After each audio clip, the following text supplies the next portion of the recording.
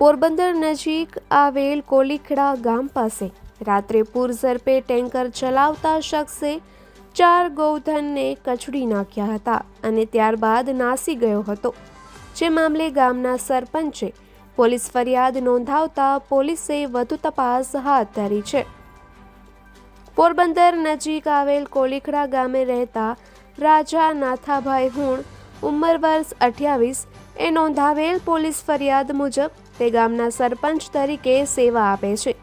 ગઈકાલે રાત્રે તે ઘરે હતા ત્યારે ફોન દ્વારા જાણ કરાઈ હતી કે સોમનાથ દ્વારકા રોડ પર આવેલ અતિથિ હોટેલ પાસે પેટ્રોલના ટેન્કર ચાલકે રસ્તા પર બેસેલા પશુઓને હડફેટે લઈ અકસ્માત સર્જ્યો છે.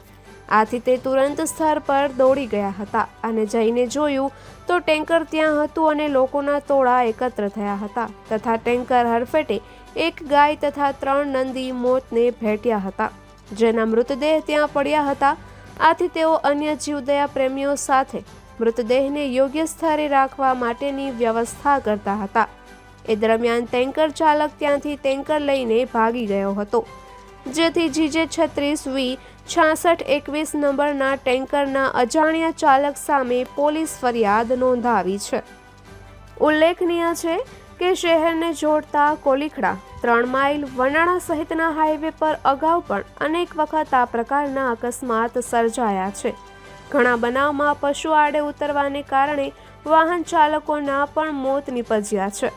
તેમ છતાં હજુ પણ હાઈવે ઓથોરિટી પર ઊંઘમાં હોય તેમ રસ્તા પર પેટ્રોલિંગ કરી અડીંગો જમાવી બેસતા પશુઓ દૂર કરવાની કાર્યવાહી કરવામાં આવતી નથી.